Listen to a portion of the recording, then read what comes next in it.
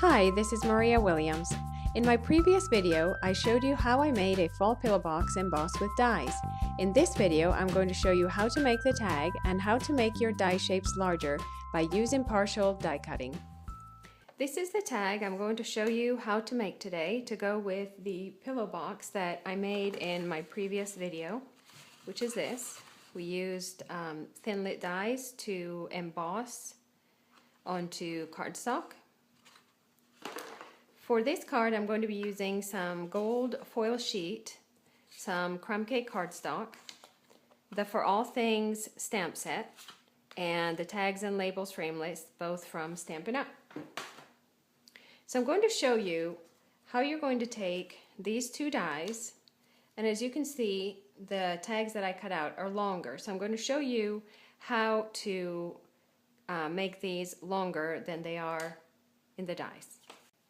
When you're die cutting normally, you have your Big Shot sandwich set up as a base plate, a cutting plate, your paper or cardstock, your die, and another cutting plate on top. When you run this through, pressure is applied to the entire die and the whole thing is set up. So in order to only cut a part of the die, you have two choices.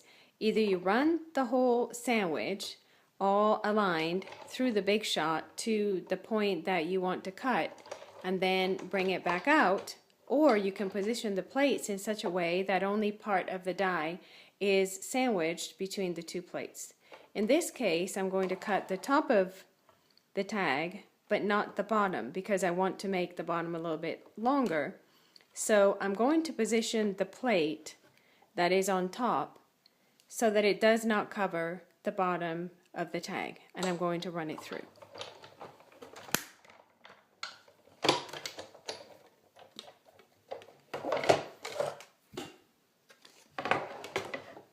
So as you can see, it only cut the top part of the tag and not the bottom. Now I'm going to position the die so that it's a little bit further down so I can cut the bottom part now, and so that the tag is a little bit longer. I'm going to leave it on the bottom cutting plate, and then I'm going to position the top plate so it's covering the lower part of the tag, and I'm going to run that through.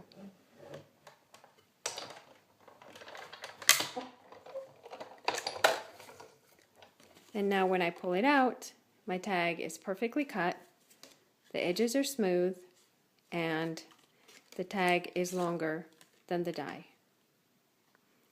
And then I'm going to do the same thing with the crumb cake smaller tag.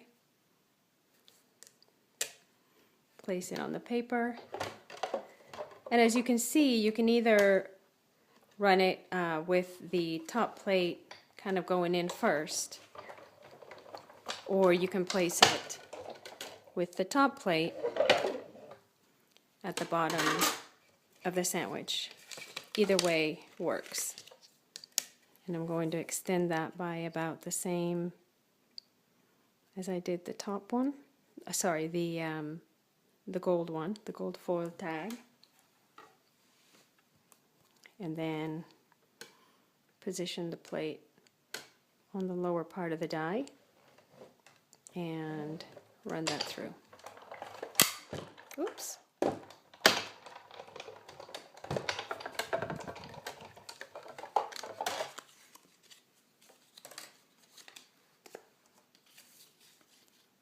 And there it is. I have two nesting tags that are larger than the original tags. To make the rest of the tag, I'm taking a piece of very vanilla cardstock, and I'm going to stamp the sentiment with crumb cake ink.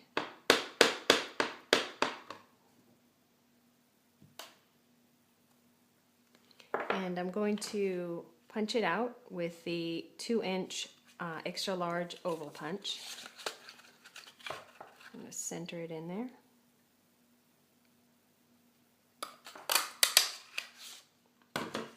And then I'm going to stamp the little banner that comes in the stamp set with Old Olive.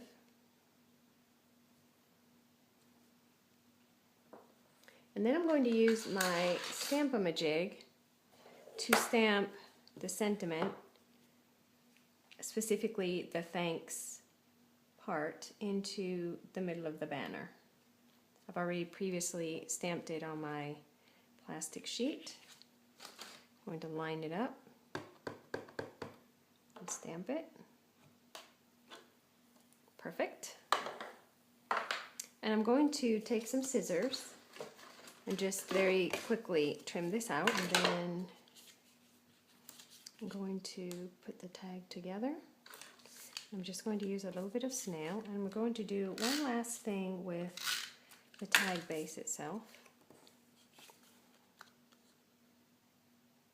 I'm going to take the little circle die from the tag set, and I'm going to very quickly cut that out with my Big Shot. And now all that's left to do is attach the sentiment to the tag. And I wanted to add a little bit of dimension, so I am adding the banner with some dimensionals.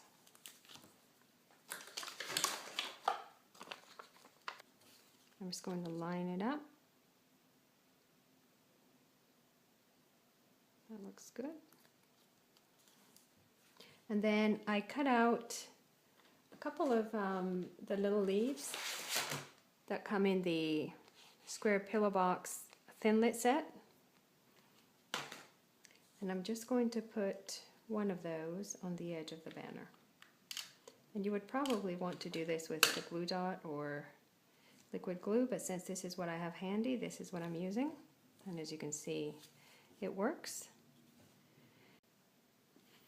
I thought the pillow box looked a little bit bland, so I went back and did a little bit of watercoloring on it. I just took the same Old Olive and Crumb Cake inks and added a good bit of water, and very, very quickly just added some color on there. There's no thinking about where the light's coming from or the veins or anything. I just wanted to add a little bit of color. I wanted the tag to be the real star of the show, so that's what I did there. And then I'm just going to take some of this gold metallic twine and I'm going to wrap it around.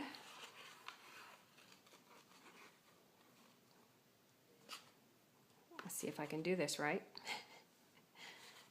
Okay. And then I want the tag to be a little bit closer to the left. So cut this off, give myself plenty of twine.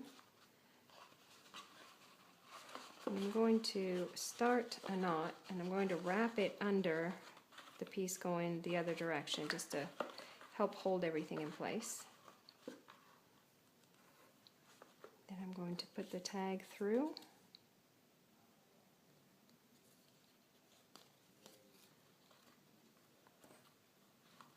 I don't want to tie it too tightly. You definitely want it to stay. And then I'm going to make a quick bow.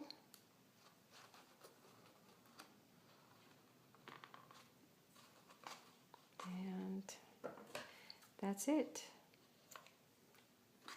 Very sort of earthy pillow box, but with a little bit of bling.